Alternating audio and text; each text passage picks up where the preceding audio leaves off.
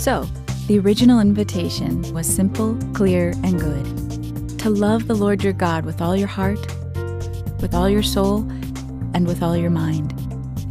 And to love your neighbor as yourself. It cut through the rules. It challenged the religious experts. It invited us to serve God and one another. Simple, clear, and good in a complicated world. That's when the early church found itself acting with courage to serve the common good. When Christians in community became agents of justice, mercy, compassion, and change. The faith of the church was its source. Faith offered the path to a simple way. Love God, love neighbor, and good things grew from it. The church was a game changer in education, in healthcare, in fighting poverty and human rights, and showing up in the midst of disaster. Many found their vocation, their purpose and passion in answering God's call.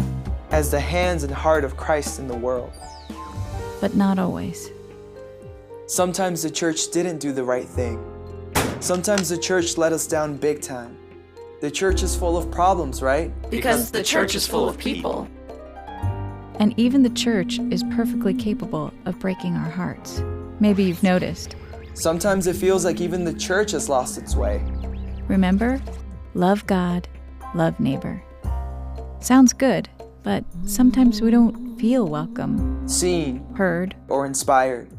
Instead of real, it feels repressive. Instead of engaging, it feels empty. Seriously.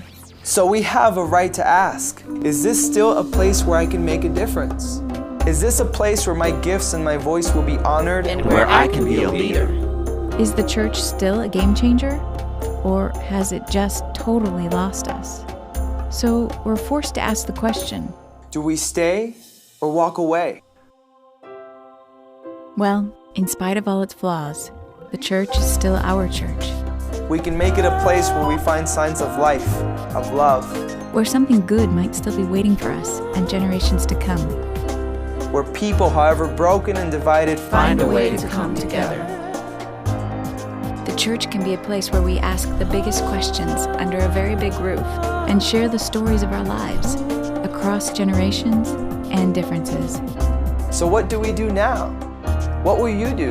Maybe what we all need to do now is take a step back. To the beginning, when things were simple.